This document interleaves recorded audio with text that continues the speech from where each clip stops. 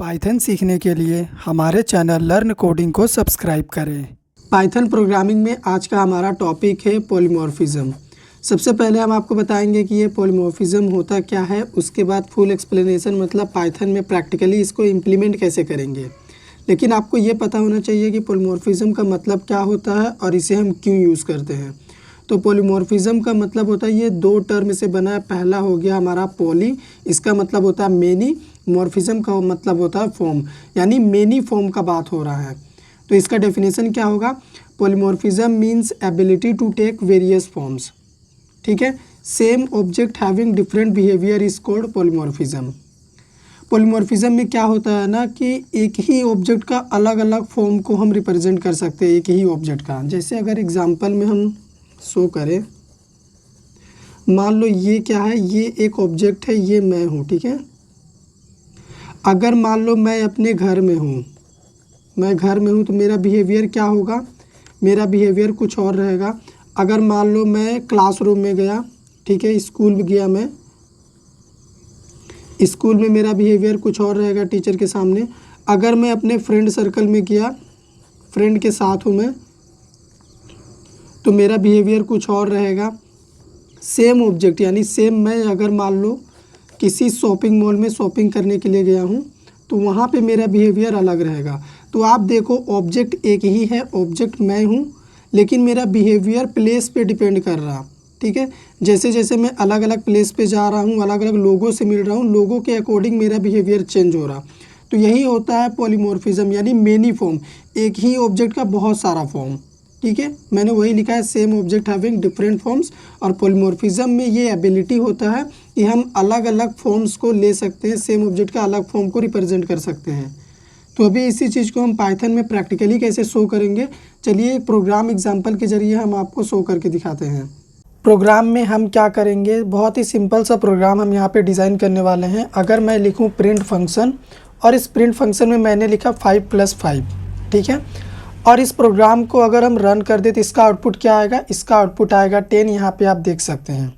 Okay, अब अगर इसी प्रोग्राम में मैंने फिर से लिखा प्रिंट फंक्शन, और इस बार मैंने लिखा 5 को डबल कोटेशन में, फिर मैंने प्लस दिया, फिर 5 को मैं लिखूँ डबल कोटेशन में, और अब मैं अगर रन करूँ तो इसका आउटपुट क्या आना चाहिए। तो यहाँ पे देखो अभी प्रोग्राम हमारा रन कर रहा, आउटपुट आया है 55। तो कहने का मतलब ये है कि देखो फंक्शन वही है, फंक्शन एक ही है प्रिंट, लेकिन जो रिज़ल्ट है वो अलग अलग शो कर रहा। फर्स्ट टाइम इसने एज अ एडिशन काम किया, यहाँ पे वैल्यू को ऐड करने का काम किया।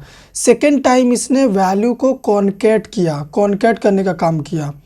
तो यहाँ पे इसके प्लेस में क्या वैल्यू है उस पर डिपेंड कर रहा है कि प्रिंट फंक्शन क्या रिटर्न करेगा। ठीक है, जब हमने स्ट्रिंग के फॉर्म में नंबर को ऐड करना चाहा तो इसने कॉन्केट करके हमें रिजल्ट दिया 55, और जब फर्स्ट टाइम हमने as a number plus operator के साथ यूज़ किया तो इसने काम किया एडिशन का 10। प्लस फर्स्ट टाइम ऐड का काम कर रहा, यही प्लस सेकेंड टाइम कॉन्केट का काम कर रहा। ठीक है, तो सेम फंक्शन है लेकिन उसका जो बिहेवियर है वो अलग है। ठीक है, वो वैल्यू पे डिपेंड कर रहा। एक और एग्जांपल हम यहाँ पे पॉलीमॉर्फिज्म का और शो कर सकते हैं।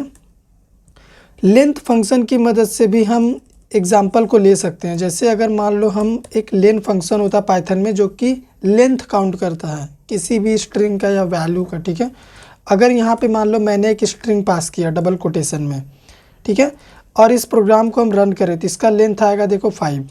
ठीक है, अब अगर उसी प्रिंट फंक्शन में फिर से मैं लेंथ फंक्शन यूज़ करूँ लेंथ वाला, और यहाँ पे अभी मैं एक लिस्ट क्रिएट कर रहा हूँ। लिस्ट में मैंने क्या लिखा, लिस्ट में मैंने लिखा अंकुश पहला वैल्यू, उसी लिस्ट में मैं सेकंड वैल्यू लिखता हूँ अखिलेश। ठीक है, ये हमारा क्या हो गया सेकंड वैल्यू। ठीक है, और अब प्रोग्राम को हम रन करें तो आप देखो फर्स्ट टाइम वैल्यू आया 5, यानी इसने स्ट्रिंग का लेंथ कैलकुलेट किया, एक एक कैरेक्टर का 1 2 3 4 5। सेकेंड टाइम ये वैल्यू रिटर्न कर रहा 2। इस बार इसने क्या किया, इस पूरे स्ट्रिंग को 1 कंसीडर किया और इसको 1 कंसीडर किया, 1 और 1 हो गया 2। और फर्स्ट टाइम ये कैरेक्टर वाइज लेंथ फाइंड कर रहा, सेकेंड टाइम ये स्ट्रिंग वाइज लेंथ रिटर्न कर रहा। तो फंक्शन वही है, लेंथ फंक्शन ही है, लेकिन जो बिहेवियर है वो चेंज हो रहा, वैल्यू पे डिपेंड कर रहा। नॉर्मल स्ट्रिंग पे ये कैरेक्टर वाइज काम कर रहा, लिस्ट पे ये स्ट्रिंग वाइज काम कर रहा। ठीक है, तो यही होता है पॉलीमॉर्फिज्म, जिसमें क्या होता है, हमारा जो ऑब्जेक्ट होता है वो एक ही होता है, सेम ऑब्जेक्ट होता है, लेकिन उसका जो बिहेवियर होता है वो अलग होता है।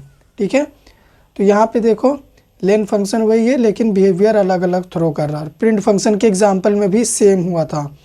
अभी चलिए हम जानते हैं कि पाइथन में जो पॉलीमॉर्फिज्म है उसको कितने तरीके से परफॉर्म कर सकते हैं, आपको वो पता होना चाहिए। पॉलीमॉर्फिज्म को हम पाइथन में 2 तरीके से परफॉर्म कर सकते हैं। पहला हो गया ओवरलोडिंग के थ्रू, यानी मेथड ओवरलोडिंग, जिसमें फंक्शन हम बनाएंगे।